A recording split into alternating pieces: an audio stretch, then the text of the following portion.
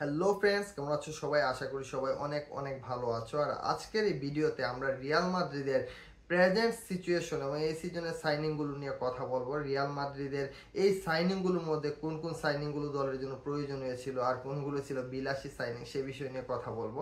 এছাড়াও রিয়াল মাদ্রিদের আর কোথায় কোথায় সাইনিং প্রয়োজন নতুন সিজনে ভালো করতে হলে, আগের মতো ট্রফিলেস সিজন না কাটাতে হলে, এই সমস্ত ব্যাপার নিয়ে এই ভিডিওতে কথা বলবো। তাই ভিডিওটা না কেটে একদম শেষ পর্যন্ত দেখুন। কার্লো আনচেলত্তির সময় যে রিয়াল মাদ্রিদ প্লেয়ার দিতে অত্যন্ত কুঞ্জুসি করতো, প্লেয়ার দিতেই চাইতো না, কিপটামি সর্বোচ্চ পর্যায়ে পেরে চলে গিয়েছিল, ফ্রি মালগুলো ধরে আনার ধান্দায় ছিল। অর্থাৎ একটা সময় এসি মিলান যে ফরম্যাটে আগাচ্ছিল সেই সেম ফরম্যাট পেরেস তখন গ্রহণ করেছিলেন, আর হবে নাই বা কেন। আনচেলত্তি ওই সংকীর্ণ স্কোয়াড নিয়ে বারবার রিয়াল মাদ্রিদকে যে সাফল্য এনে দিচ্ছিলেন, তার একদম লাস্ট সিজনটা ছাড়া তার first season, second season, third season, এই তিনটা সিজনের মধ্যে তিনি দুইবার ইউসিএল জিতে ফেলেন, লিগ জয় করেন, কোপা দেল রে শিরোপাও নিয়ে আসেন। অর্থাৎ প্রত্যেকটা শিরোপার টেস্টই এই সময়টাতে পেয়েছে রিয়াল মাদ্রিদ।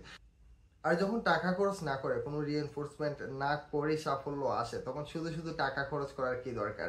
যার ফলে একদম ফ্রিতে পাওয়া সাফল্যের নেশায় বুধ হয়ে পেরেজ আনচেলত্তিকে তার যে প্লেয়ারগুলো দলে দরকার ছিল সেই প্লেয়ারগুলো দেননি, এবং যার রেজাল্ট আমরা আনচেলত্তির চতুর্থ সিজন মানে সর্বশেষ সিজনে দেখেছি। একদম ডিজাস্টারাস একটা সিজন, প্রচন্ড বাজে খেলছিল রিয়াল মাদ্রিদ সিজন জুড়ে, এবং এক্সপেক্টেড ভাবেই তারা সিজন শেষে একদম ট্রফিলেস গিয়েছে। যেহেতু আনচেলত্তির এরা তখন শেষ হয়ে যায়, আনচেলত্তি ব্রাজিলের কোচ হয়ে চলে যান, এবং রিয়াল মাদ্রিদ তখন লেভারকুসেনের হয়ে দারুণ করতে থাকা কোচ জাবি আলোনসোকে, যিনি রিয়াল মাদ্রিদের একজন লিজেন্ডারি ফুটবলারও, তাকে দলে নিয়ে আসে কোচ হিসেবে। তখন জাবি আলোনসো আসার পরে তিনি 4টা সাইনিং পেয়ে গিয়েছেন। প্রথমে Real Madrid dean হুইসেলকে, Xabi Alonso আসার পরপরই ডিন হুইসেলকে সাইন করে নিয়ে আসে দলে, যে পজিশনে আমরা গত সিজনে প্রচন্ড রকম ভুগছিলাম। এবং আনচেলত্তি শেষ পর্যন্ত কোনো উপায় না পেয়ে রাউল এসেন্সিকে কাস্তিয়া থেকে প্রমোট করে খেলাতে শুরু করেন। যে আনচেলত্তি ইয়াং ট্যালেন্টদের প্রমোট করার ব্যাপারে মারাত্মক রকম অনীহা প্রদর্শন করে, সেই আনচেলত্তি একান্ত বাধ্য হয়ে রাউল এসেন্সিওকে খেলাতে থাকেন। তবে জাবি আলোনসোর ভাগ্য তুলনামূলক ভালো, পেরেস সে আসার পর এতটা কিপটামি আর করেনি। সে জাবি আলোনসো আসার পরই ডিন হুইসেলকে দলে নিয়ে আসে, যে বর্তমান সময়ের one of the best centre back, one of the finest centre back, যেটা ক্লাব ওয়ার্ল্ড কাপেও আমরা দেখেছি। তো এই পজিশনটাতে যে প্লেয়ার সাইনিং মারাত্মক জরুরি ছিল, এটা বলার কোনো অপেক্ষা রাখে না। এবং আমার কাছে এখনো মনে হয় David Alaba is a gone case, he is completely gone case. তো তাকে নিয়ে শুধু শুধু আশা করার আর কোনো মানে হয় না। রুডিগারের ব্যাপারটা এখনো বলা যাচ্ছে না, তবে গত সিজনে তাকে যেভাবে স্টিম রুলার চালানো হয়েছে, ম্যাচ বাই ম্যাচ খেলানো হয়েছে, তার ফিটনেস যেভাবে ড্রপ করেছে, তখন এই বয়সে এসে এরকম একটা ইনজুরির পর তার আগের যে পারফরমেন্সটা ছিল সেটা কিন্তু দেখা যাচ্ছে না। তো সমস্ত কিছু মিলিয়ে রুডিগার যে ইন ফিউচার নিউ সিজনে আমাদের হয়ে কেমন করবেন সেটা এখনো পর্যন্ত নিশ্চিত নয়। এডার মিলিতাও 2টা এসিএল ইনজুরি খেয়ে বসে আছে, সো সে কেমন করবে সেটা এখনো পর্যন্ত বলা যাচ্ছে না। এখানেও একটা আনসার্টেনিটি আমাদের থেকেই যাচ্ছে। আর রাউল এসেন্সিও জাবি আলোনসোর আন্ডারে যে কতটা ফ্রাস্ট্রেটেড সেটা কিন্তু আমরা ক্লাব ওয়ার্ল্ড কাপেও দেখতে পেয়েছি। Raul Asensio was the worst player of the club world cup, এবং 462 প্লেয়ার্স, 462 জন খেলোয়াড়ের মধ্যে সুপার স্কোরের রেটিং অনুযায়ী তার রেটিং ছিল মাত্র 5.40। আর জাবি আলোনসো তাকে 3টা ম্যাচে স্টার্টিং এর সুযোগ দিয়েছিলেন, এবং 3টা ম্যাচেই সে মারাত্মক এরর করার মাধ্যমে দলকে ডুবিয়েছে। তার সম্ভাবনা যে জাবি আলোনসোর আন্ডারে খুব একটা তা বলা যাচ্ছে না। এবং জাবি আলোনসো তার উপর বিরক্ত হয়ে তাকে আর কখনো স্টার্ট করান কিনা অন্য সেন্টার ব্যাক অ্যাভেলেবল থাকলে সেটাও যথেষ্ট প্রশ্নের বিষয়। সম্ভাবনা খুবই কম। সো রাউল এসেন্সিওকে এই মুহূর্তে কাউন্ট করার খুব একটা যৌক্তিকতা নেই। তো এই পরিস্থিতিতে আমার কাছে যেটা মনে হয়, রিয়াল মাদ্রিদের যদিও এই মুহূর্তে কয়েকটা সেন্টার ব্যাক আছে, বাট সেন্টার ব্যাকরা যেহেতু অনেক বেশি ইনজুরি প্রবণ হন, আর রিয়াল মাদ্রিদের সেন্টার ব্যাকরা তো আরো বেশি ইনজুরি প্রবণ, তাদের যে ইনজুরি হিস্টোরি, এতে মনে হচ্ছে অবভিয়াসলি রিয়াল মাদ্রিদের আরো একটা সেন্টার ব্যাক কেনার দরকার। যদি আমাদের নেক্সট সিজনটা স্মুথলি রান করাতে চায়, তাহলে রিয়াল মাদ্রিদকে অবশ্যই আরো একটা সেন্টার ব্যাক নিয়ে আসতে হবে, যে ডিন হুইসেন বা এডার মিলিতাও কেউ একজনের ম্যাচে না থাকার মোমেন্টে দলের হয়ে খেলবে। রিয়াল মাদ্রিদ দ্বিতীয় যে সাইনিংটা করে সেটা হলো আলেকজান্ডার আর্নল্ড। আমাদের এই পজিশনে দানি কারবাহাল ছিলেন, যে এই সিজন থেকে রিয়াল মাদ্রিদের ক্যাপ্টেন। তবে মজার ব্যাপার হলো, রিয়াল মাদ্রিদের যারা ক্যাপ্টেন হয়, আপনি নাচোর সময় বলেন, রামোস পরবর্তী সময়টাতে রিয়াল মাদ্রিদের যারাই ক্যাপ্টেন ছিল তারা কিন্তু আমাদের মেইন 11-এর প্লেয়ার ছিল না। রিয়াল মাদ্রিদ যেহেতু দলে আসার সময়ের সিনিয়রিটি অনুযায়ী অধিনায়ক নির্বাচন করে, তাই ক্যাপ্টেন ছিল নাচো। তো নাচো তো আমাদের মেইন 11-এর প্লেয়ার ছিল না, সে কেউ ইনজুরিতে থাকলে বা রেস্টের দরকার পড়লে তখন সে বিভিন্ন পজিশনে খেলতো। তারপর যখন নাচো চলে যান তখন লুকা মদ্রিচ লাস্ট সিজনে আমাদের ক্যাপ্টেন ছিলেন, এবং গেস হোয়াট, লুকা মদ্রিচও কিন্তু আমাদের মেইন 11-এর প্লেয়ার ছিলেন না, তিনি তার পজিশন খুঁয়েছিলেন জুডে বেলিংহাম, ফেদে ভালভার্দে এবং শুয়ামেনি এই সেন্ট্রাল মিড ত্রয়ীর কাছে। এই সিজনে কিন্তু তার খুব একটা ব্যতিক্রম হবে বলে আমার মনে হচ্ছে না। দানি কারভালের ইনজুরি যে হিস্টোরি সেটা কিন্তু যারা রিয়াল মাদ্রিদ ফ্যান তারা খুব ভালো করে জানেন, যার ফলে রিয়াল মাদ্রিদকে একজন টপ ক্লাস রাইট ব্যাক নিয়ে আসতেই হতো যে কারভালকে তার পজিশনের জন্য কম্পিট করবে, ফাইট দিবে, and Alexander Arnold was a very good option there. মজার ব্যাপার হলো এই রাইট ব্যাকটাকে, সময়ের অন্যতম সেরা রাইট ব্যাক আনডাউটেডলি, তো এই রাইট ব্যাকটাকে আমরা পেয়ে গেছি অনেকটা ফ্রিতে, মনে হয় 10 মিলিয়নের মতো লিভারপুলকে দিতে হয়েছে যাতে ক্লাব ওয়ার্ল্ড কাপের আগে তাকে আমাদের দলে আসতে দেয়। তো সে ক্লাব ওয়ার্ল্ড কাপে খেলেছে এবং তার খেলা ম্যাচগুলোতে আমাদের রাইট সাইড যে আরো অনেকটা জীবন্ত হয়ে গিয়েছে, অনেকটা বিপজ্জনক হয়ে গেছে ওপোনেন্টের কাছে, সে যে কি পরিমাণ অফার করতে পারে আমাদের দলকে সেটা কিন্তু ক্লাব ওয়ার্ল্ড কাপে আমাদের দেখা হয়ে গেছে। সো কারভাল যদিও দলে ফিরেছেন, তবে আমার কাছে মনে হচ্ছে Alexander Arnold will be the main 11 player, and কারভালকে হয়তো অনেক টাইম স্যাক্রিফাইস করতে হতে পারে, যেটা আমরা আগের সময়টা তো দেখেছিলাম যে আমাদের দলে যে ক্যাপ্টেন হয়েছেন পোস্ট রামোস এরাতে, ক্যাপ্টেনরা কিন্তু মেইন 11-এর রেগুলার প্লেয়ার ছিলেন না। তো কারভালের ক্ষেত্রে এটা হওয়ার সম্ভাবনা অত্যন্ত প্রবল। তারপরেও দেখা যাক, যেহেতু Carvajal has the ability to be our main 11 player, Carvajal Alexander আর্নল্ডকে পজিশন ফাইট দিয়ে সেখানে নিজেকে এখনো পর্যন্ত ব্যাটার প্রমাণ করতে পারেন। তবে যেহেতু অনেক লম্বা একটা ইনজুরি থেকে কারভাল ফিরেছেন, সেটার সম্ভাবনা কিছুটা কম বলে আমার কাছে মনে হচ্ছে। তাহলে আমাদের রাইট ব্যাকে যে সাইনিংটা হয়েছে সেটা কিন্তু আসলেই জরুরি ছিল, এবং এই সাইনিংটার জন্য রিয়াল মাদ্রিদ সত্যিই একটা ক্লাবস ডিজার্ভ করে। তার যে সাইনিংটা আমাদের হয়েছে সেটা হলো মাস্তান্তিয়ানো। মাস্তান্তিয়ানো যদিও ক্লাব ওয়ার্ল্ড কাপে রিয়াল মাদ্রিদের হয়ে খেলেননি, তারপরেও তিনি রিয়াল মাদ্রিদের হয়ে নতুন সিজনে একদম শুরু থেকেই দলে আসবেন, এবং জাভি আলোনসো পার্সোনালি তাকে দলে টানতে চেয়েছেন, যার ফলে রিয়াল মাদ্রিদ তাকে কিনে নিয়েছে। যদিও আগে থেকে রিয়াল মাদ্রিদের কিছুটা নজর ছিল, কিন্তু এটা নিয়ে খুব বেশি যে তারা এক্সাইটেড হয়েছিল দলে আনার জন্য তাকে, ব্যাপারটা এমন ছিল না, খুব একটা তাড়া ছিল না তাদের। কিন্তু পিএসজি যখন রেসে ঢুকে তখন পিএসজির সাথে রিয়াল মাদ্রিদের যে একটা কনফ্লিক্ট চলে সেটার জন্য রিয়াল মাদ্রিদ অনেকটা তাড়াহুড়া শুরু করে, এবং জাভি আলোনসো নতুন কোচ আসার পর যেহেতু এই প্লেয়ারটার প্রতি তার পার্সোনালি যে ইন্টারেস্ট সেটা প্রদর্শন করেন, তার ফলে রিয়াল মাদ্রিদ তাকে দলে নিয়ে আসে। তবে এখানে আমার এই সাইনিংটা নিয়ে কিছুটা ডাউট রয়েছে, কারণ আমাদের দলে অনেকটা সেম ক্যালিবারের, অনেকটা সেম ধরনের আরো একজন খেলোয়াড় আছেন, সেটা হলো আর্দা গুলার, যে ক্লাব ওয়ার্ল্ড কাপে সেন্ট্রাল মিডে অপারেট করেছে আমাদের দলের, এন্ড হি ওয়াজ ফ্যান্টাস্টিক।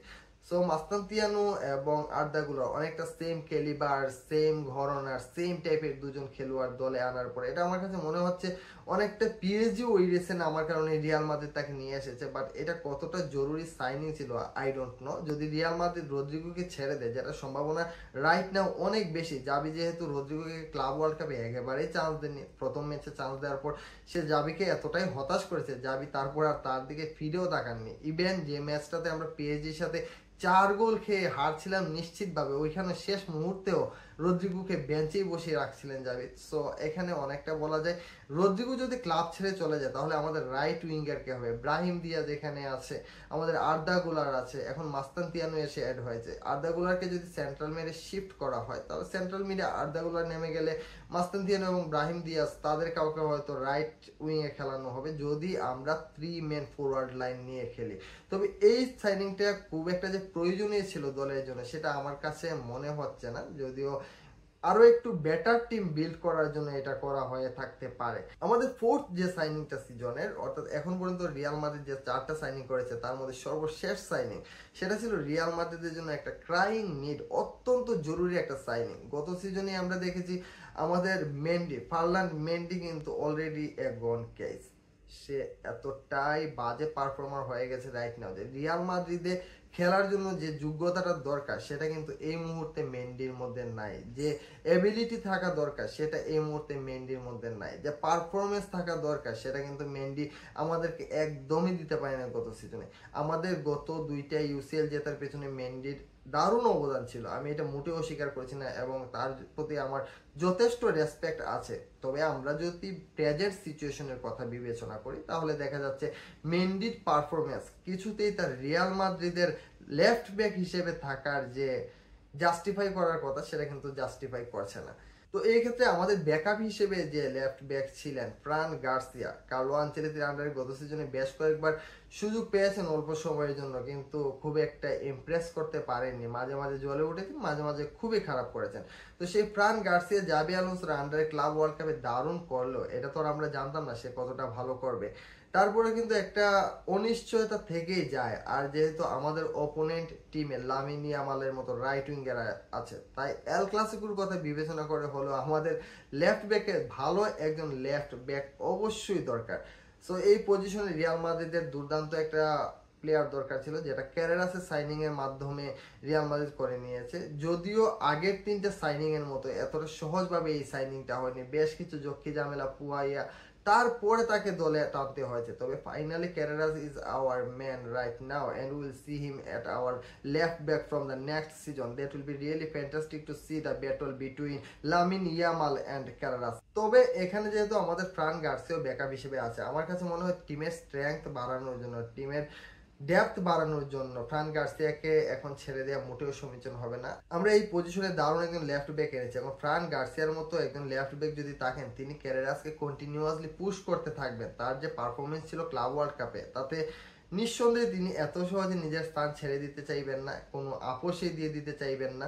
তো তিনি ক্যারেরাসকে যদি পুশ করতে থাকেন তাহলে আমাদের রাইট ব্যাকে যেভাবে কারবাহাল এবং আলেকজান্ডার আর্নল্ড একে অন্যকে পুশ করবে পজিশনের জন্য, তেমনিভাবে আমাদের লেফট ব্যাকেও ফ্রান গার্সিয়া ক্যারেরাসকে কন্টিনিউয়াসলি পুশ করতে থাকবেন, যা থেকে তাদের দুজনের পারফরমেন্সই আরো ভালো হওয়ার দিকে যেতে পারে। So it was a very good signing according to me. তো এখন পর্যন্ত এই সিজনে আমরা যে 4টা সাইনিং করেছি এর মধ্যে 3টা সাইনিং ছিল আমাদের জন্য খুবই জরুরি, এবং রিয়াল মাদ্রিদ ম্যানেজমেন্টকে ধন্যবাদ যে অ্যাট লাস্ট তারা আমাদের যে রিএনফোর্সমেন্ট দরকার ছিল দলে সেটার দিকে নজর দিয়েছে এবং 4টা পজিশনে প্লেয়ার নিয়ে এসেছে। মাস্তানতিয়ানোর সাইনিংটা নিয়ে আমি যদিও কিছু ডাউটফুল এখনো পর্যন্ত, অলদো তার প্রতিভা নিয়ে আমার কোনো সন্দেহ নেই, বাট রিয়াল মাদ্রিদের নেসেসিটির দৃষ্টিকোণ থেকে আমি এই কথাটা বলছি যে তার সাইনিংটা রাইট নাও কতটা দরকারি ছিল দলের জন্য সেটা নিয়ে আমি কিছুটা confuse. But welcome to Real Madrid. Of course যখন সে রিয়াল মাদ্রিদের সাদা জার্সি গায়ে মাঠে নামবে, will shout for him, will cheer for him. এখন প্রশ্ন আসে রিয়াল মাদ্রিদের আর কোন কোন পজিশনে প্লেয়ার নিয়ে আসা দরকার। তো এই 4টা সাইনিং এর পর আমাদের যে অত্যন্ত নেরো একটা স্কোয়াড ছিল সেটা কিন্তু অনেকটাই ঘুচে গেছে। একটা পজিশন আছে যেই পজিশনটাতে রিয়াল মাদ্রিদের মারাত্মক রকমের ঘাটতি আছে, একটা খেলোয়াড় রাইট নাও রিয়াল মাদ্রিদ টিমে মিসিং পাজল, আর that's a deep lying central mid. আমি আমার আগের ভিডিওগুলোতে একটা কথা বারবার বলেছি যে রিয়াল মাদ্রিদ গত সিজনে যে ভরাডুবি হয়েছে সেটা কিন্তু কোনো ফরওয়ার্ডের জন্য না বা ডিফেন্সের জন্য না, আমাদের ভরাডুবির মূল কারণ ছিল একটা ডিপ লাইং মিডফিল্ডার না থাকা। এবং সবচেয়ে হতাশার ব্যাপার হলো রিয়াল মাদ্রিদ এখনো পর্যন্ত অন্যান্য পজিশনে প্লেয়ার সাইনিং এর দিকে মারাত্মক মনোযোগী হলো। জাবি আসা মাত্র তার আবদারে যে যে প্লেয়ার তিনি চেয়েছেন দলে এনে দিল। এখন পর্যন্ত রিয়াল মাদ্রিদ আমাদের দলের সবচেয়ে যে প্রয়োজনীয় পজিশন এখানে কোনো প্লেয়ার সাইন করায়নি। এটা মাদ্রিদ ফ্যান হিসেবে অত্যন্ত দৃষ্টিকটু, যেখানে আমরা খালি চোখে দেখতে পাচ্ছি যে আমাদের দলে এমন একটা ডিপ লাইন মিডফিল্ডার দরকার যে প্রেস রেজিস্ট্যান্ট হবে, যে বল পায়ে ভালো হবে, যে অপোনেন্টের করা প্রেসগুলোকে একদম অ্যাবজর্ব করে নিতে পারবে এবং সে বল ডিস্ট্রিবিউট করার মাধ্যমে ম্যাচে টেম্পো ধরে রাখতে পারবে। এই ধরনের একটা মিডফিল্ডার যেটা আগে টনি ক্রুজ করতো বা লুকা মদ্রিচও সেটা করতে দক্ষ ছিল, ওয়াজ এ গুড অপশন, বাট তার ইনজুরি প্রবণতার কারণে সেটা অনেকটাই সে হারিয়ে ফেলেছে। তো এই ধরনের একটা মিডফিল্ডার আমাদের দলে রাইট নাও মারাত্মকভাবে দরকার। তো এই পজিশনটাতে রিয়াল মাদ্রিদ যদি সাইনিং না করে তাহলে রিয়াল যাই করুক না কেন, যাদেরকেই নিয়ে আসুক না কেন, ইভেন যদি তারা একদম প্রাইম টাইমে থাকা মেসি বা রোনালদোকে একদম টাইম ট্রাভেল করে আবার নিয়ে আসে, তারপরে কোনো লাভ হবে না। কারণ একটা দলের সবচেয়ে বড় শক্তির জায়গা হলো তার মিডফিল্ড, আর একটা দলের মিডফিল্ড যখন দুর্বল থাকে তখন তার ডিফেন্স লাইন বা ফরওয়ার্ড লাইন সব কিছু অটোমেটিক দুর্বল হয়ে যায়। একটা টনি ক্রুসের অভাব আমরা গত সিজনের পুরোটা সময় টের পেয়েছি, যেখানে এই সিজন শুরু হওয়া মাত্র এই পজিশনে প্লেয়ারটা সবার আগে নিয়ে আসা দরকার ছিল, সেখানে মাদ্রিদ ম্যানেজমেন্ট এখনো পর্যন্ত এই পজিশনের দিকে কোনো নজরই দিচ্ছে না। রিয়াল মাদ্রিদ ম্যানেজমেন্ট যেন চোখে কাঠের চশমা পরে আছে এই পজিশনটার ব্যাপারে, শুধুমাত্র এই পজিশনে প্লেয়ার আনার ব্যাপারে, যেটা ফ্যানরা পর্যন্ত খালি চোখে দেখতে পাচ্ছে যে আমাদের এখানে কি দরকার, সেটা মাদ্রিদ ম্যানেজমেন্ট কি যে ভাবছে শুধুমাত্র তারাই ভালো বলতে পারবে। তবে সমস্যা হলো এখন পর্যন্ত রিয়াল মাদ্রিদ কাউকে আনেনি। Even Zubimendi was a very good option for us and he could be a fantastic solution for our team, but Real Madrid অবহেলার মাধ্যমে তাকে যেতে দিয়েছে। একজন স্পেনিশ প্লেয়ার ছিল সে, তো এটা আমাদের জন্য একটা প্লাস পয়েন্ট হিসেবে থাকতো, কিন্তু রিয়াল মাদ্রিদ জুবিমেন্ডির দিকে নজরই দেয়নি, তারা জুবিমেন্ডিকে দলে আনার প্রয়োজনীয়তার কথা চিন্তাও করেনি।